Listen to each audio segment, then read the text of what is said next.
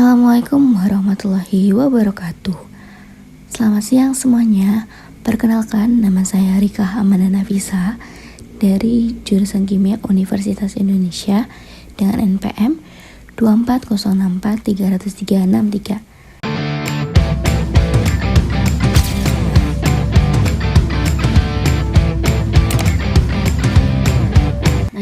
Nah, hari ini saya akan menjelaskan sebuah materi mengenai simetri. Bahasannya mencakup apa itu simetri, elemen dan operasi simetri, serta perbedaan berbagai tipe operasi simetri. Langsung aja kita mulai, selamat disimak. Nah, sebelumnya apa itu simetri? Nah, secara umum, simetri adalah sifat suatu objek di mana objek tersebut tetap tampak tidak berubah atau indistinguishable setelah dilakukan suatu transformasi tertentu. Transformasi tersebut berupa rotasi, refleksi, atau inversi. Nah, dalam kimia pada struktur molekul, simetri digunakan untuk pertama, mengklasifikasi molekul dalam kelompok titik atau point group. Kedua, menentukan degenerasi orbital molekul. Ketiga, menganalisis spektroskopi molekul. Yang keempat, menjelaskan sifat fisik dan reaktivitas molekul. Nah, kemudian di sini ada contohnya, yaitu untuk simetri itu sendiri ya. Contoh sederhananya adalah salju yang berbentuk heksagonal yang tetap sama walaupun diputar, yaitu sudutnya 60 derajat. Ya mungkin nanti itu akan kita bahas di menit selanjutnya. Kemudian yang kedua contohnya adalah wajah manusia yang simetris terhadap garis tengah. Nah, dalam kimia itu sendiri konsep simetris itu sangat penting. Kenapa? Karena dapat mempengaruhi sifat fisik dan kimia suatu molekul. Dan selanjutnya, dalam simetri itu terdapat elemen simetri dan juga operasi simetri. Kira-kira apa sih elemen dan operasi simetri itu? Oke, mari kita bahas elemen simetri. Elemen simetri itu adalah suatu objek geometris imajiner yang menjadi dasar dilakukannya suatu operasi simetri. Ada 3 bentuk utama. Yang pertama ada titik atau center of inversion, itu merupakan pusat inversinya. Kemudian yang kedua ada garis atau axis of rotation untuk sumbu rotasinya. Yang ketiga bidang atau mirror plane yang merupakan bidang cerminnya. Nah, seperti yang dilihat, setiap elemen itu berkaitan dengan operasi tertentu, operasi di simetri itu, dimana bidang cermin atau sigma dilambangkan dengan sigma menghasilkan operasi refleksi. Kemudian sumbu rotasi Cn menghasilkan operasi rotasi sebesar 360 derajat per N.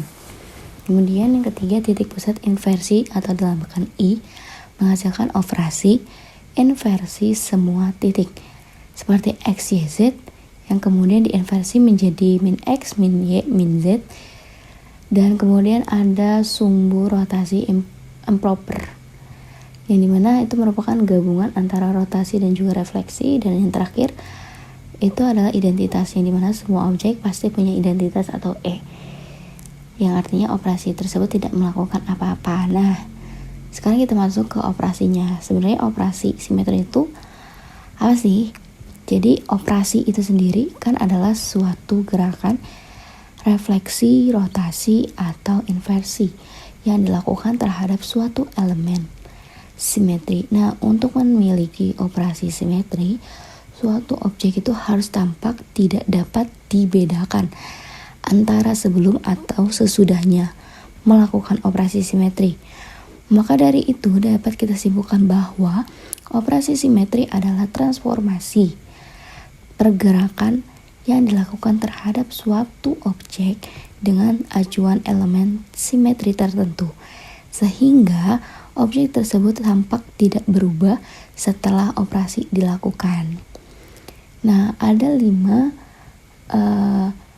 tipe operasinya. Yang pertama ada refleksi atau dilambangkan dengan sigma, kemudian proper rotation dilambangkan dengan Cn, kemudian ada improper rotation dilambangkan Sn, inversi dilambangkan I kecil, kemudian identitas dilambangkan E.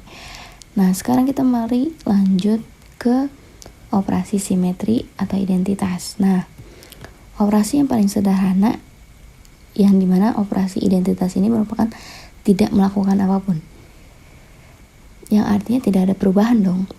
Nah, semua objeknya pasti memiliki operasi ini karena simetris, berarti tidak ada perubahan.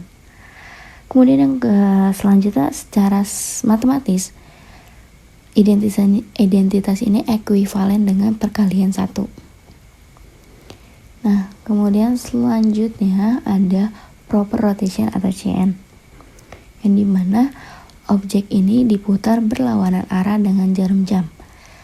Rotasi sebesar sudutnya yaitu 360 derajat per n atau 2pi per n radian terhadap suatu sumbu. Nah, kemudian dinotasikan dengan Cn, di mana n-nya adalah besar sudut di mana objek tersebut diputar atau orde rotasinya. Nah, sumbu rotasi dengan orde terbesar disebut sumbu utama atau principal axis. Nah, beberapa objek itu memiliki rotasi yang tegak lurus terhadap sumbu utama. Suatu objek dengan sumbu Cn harus mempunyai 0 atau n sumbu C2 yang tegak lurus. Seperti contohnya ini adalah ada kepingan salju yang memiliki sumbu C6 atau rotasi 60 derajat. Kemudian molekul PF5 memiliki sumbu C3 dengan sumbu utamanya. Nah, yang kita bahas adalah yang kepingan salju. Dia kan memiliki 360 derajat ya, karena dia memiliki 6, n-nya itu adalah 6, maka tinggal 360 dibagi 6 itu sama dengan 60 derajat. Maka si kepingan salju itu akan berotasi berotasi 60 derajat. Nah, seperti yang dilihat pada gambar, dia akan berotasi berputar berlawanan arah. Jadi dia akan berpindah sebanyak 60 derajat dan 6 kali. Oke, kemudian untuk selanjutnya yaitu refleksi. Refleksi atau dilambangkan dengan sigma. Refleksi ini merupakan pencerminan refleksi internal melalui bidang simetris dalam suatu objek. Jadi refleksi ini atau harus di dalam objek ya, nggak boleh di luar objek. Operasi pencerminan melalui suatu bidang cermin. Nah, ada 3 jenis refleksi. Yang pertama sigma H atau horizontal, yang dimana bidang cermin itu tegak lurus terhadap sumbu utamanya. Kedua, sigma V atau vertikal, bidang cermin sejajar atau paralel dengan sumbu utama dan melalui atom. Yang ketiga, sigma D atau dihedral, bidang cermin sejajar dengan sumbu utama dan membagi 2 sudut antara 2 sumbu C2. Contohnya adalah ethana Steiger memiliki 3 sigma D, dan yang kedua adalah molekul PF5 memiliki sigma H pada bidang ekvatorial.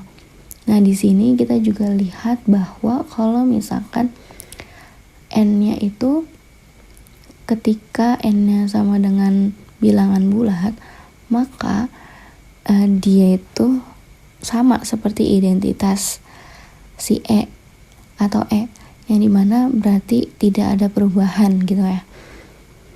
Kemudian kalau misalkan n itu sama dengan bilangan ganjil, misalkan n-nya sama dengan bilangan ganjil, maka dia tuh sama seperti pencerminan 1 kali.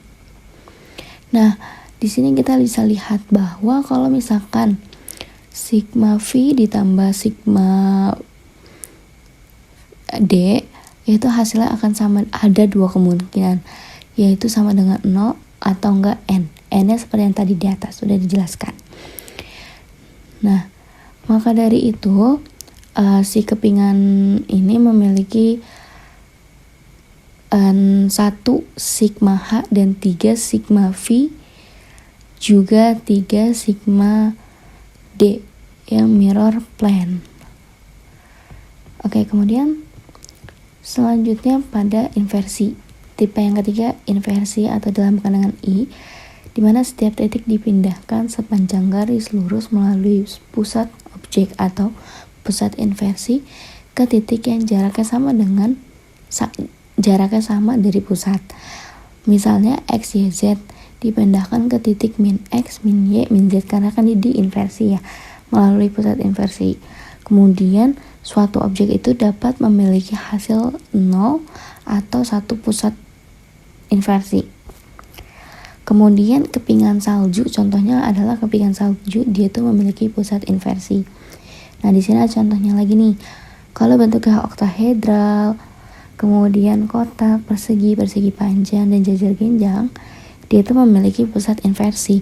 Sedangkan kalau misalkan tetahedra, segitiga, dan pentagon itu dia tidak memiliki pusat inversi. Sama seperti sebelumnya, kalau misalkan n-nya itu sama dengan bilangan genap, maka dia akan menggunakan identitas ya. Kalau misalkan n-nya sama dengan ganjil, dia akan menghitung I atau inversinya seperti gambar ini. Oke. Lalu selanjutnya ada rotasi improper atau dilambangkan SN, yang dimana merupakan kombinasi dari proper rotation atau CSN, kombinasi dari proper rotation CN, diikuti oleh refleksi terhadap bidang tegak lurus sumbu rotasi. Hal tersebut dinamakan rotorefleksi. Contohnya Ethana Steigert memiliki sumbu S6 yang berhimpit dengan sumbu C3. Di sini ada beberapa hubungannya, yang dimana S2 itu sama dengan I dan S1-nya itu sama dengan sigma. Kemudian kita bisa lihat gambarnya yang seperti ada di sampingnya. Tadi udah kita bahas. Kemudian selanjutnya ada yang terakhir, yaitu perbedaan tipe operasi simetri. Seperti yang kita lihat nih, kalau misalkan pada tabel ya, kalau identitas dinotasikan E, definisinya itu adalah operasi tidak melakukan apapun sehingga tidak ada perubahan. Efeknya apa? Efeknya objeknya itu bakal sama persis. Kemudian elemen yang terkait itu semua objek itu pasti memiliki identitas ini. Contohnya semua molekul dan objek, karena kan tadi kan semua objek itu memiliki operasi identitas. Selanjutnya yang kedua, rotasi proper rotation dilambangkan CN, yang dimana definisinya sendiri adalah rotasi sebesar 360 derajat per n atau 2pi per n terhadap sumbu tertentu. Efeknya adalah objek tersebut akan berputar namun terlihat sama setelah dirotasi. Nah, elemen yang terkait adalah sumbu rotasinya atau akses. Contohnya yaitu kepingan salju C6, PF5 C3, dan CH4 C3. Kemudian yang ketiga ada refleksi atau mirror plane. Notasinya itu dilambangkan dengan sigma. Ada sigma H horizontal, sigma V vertikal, sigma D dihedral. Nah, di sini refleksi itu ada pencerminan melalui bidang simetri. Efeknya itu nanti objek tersebut menjadi bayangan cermin terhadap bidang tersebut. Elemen yang terkait itu adalah bidang cerminnya ya, atau plane. Contohnya ada H2O atau dia memiliki sigma vertikal, kemudian PF5 sigma H, dan Ethana Steigert sigma D dihedral. Kemudian ada inversi dilambangkan I, di mana definisinya adalah setiap titik X, Y, Z dipindahkan ke min X, min Y, min Z melalui pusat inversinya. Nah, efeknya itu nanti akan semua titik berpindah ke sisi seberang, jarak ke pusatnya itu sama. Nah, makanya nanti efeknya itu adalah yang tadinya positif jadi negatif. Nah, kemudian elemen yang digunakan adalah pusat inversinya. Contohnya ada kubus, oktahedron, octahedral, etana staggered. Dan yang terakhir ada rotasi improper atau dilambangkan SN, yang dimana definisinya adalah rotasi CN diikuti refleksi pada bidang tegak lurus sumbu. Nah, efeknya itu adalah kombinasi putar rotasi plus pencerminan atau refleksi ya. Elemen yang digunakan adalah sumbu SN, rotasi plus bidang refleksinya. Contohnya adalah etana staggered S6, molekul CH4S4. Nah, kemudian ada perbedaan antara operasi simetris yang lainnya, kayak identitas itu kan dilambangkan E, merupakan operasi yang dimiliki oleh semua objek. Kemudian CN vs SN, kalau CN itu kan rotasi murni, kalau SN itu dia tuh rotasi yang ditambahkan dengan refleksi. Kemudian ada sigma dan I. Sigma itu mencerminkan objek hanya pada satu bidang. Kemudian kalau I itu membalik semua titik atau inversi melalui pusat inversinya. Yang keempat ada CN versus sigma, dimana rotasi itu kan menghasilkan perputaran, sedangkan refleksi itu menghasilkan bayangan cermin. Kemudian improper rotation, beberapa rotasi itu setara, misalkan S2 itu sama dengan I inversionnya, atau S1 itu sama dengan 0. Nah, mungkin sampai sini aja penjelasan dari kita. Kalau misalkan ada yang mau ditanyakan, silakan. Kemudian kita tutup dengan kesimpulannya. Jadi kesimpulannya adalah simetri merupakan sifat objek yang tidak berubah setelah dilakukan transformasi tertentu. Kemudian elemen simetri itu adalah termasuk titik inversi, garis atau sumbu rotasi, dan bidangnya pada bidang cermin. Selanjutnya kalau operasi simetri itu terbagi menjadi 5. Ada identitas dilambangkan E, rotasi proper dilambangkan CN, refleksi dilambangkan sigma, inversi dilambangkan I, dan rotasi improper dilambangkan SN. Nah, setiap operasi itu memiliki perbedaan prinsip dan hasil transformasi. Contohnya pada molekul yaitu etana staggered D3D, kemudian PF5 itu sigma 3H, dan kepingan salju yaitu C6V atau lebih tinggi lagi. Nah, mungkin ini kalimatnya itu nggak sesuai ya, karena tidak support di Canva-nya. Oke, mungkin sampai di sini aja penjelasan kita mengenai simetri. Kurang lebih mohon maaf. Terima kasih. Mari saya akhiri. Terima kasih. Wassalamualaikum warahmatullahi wabarakatuh.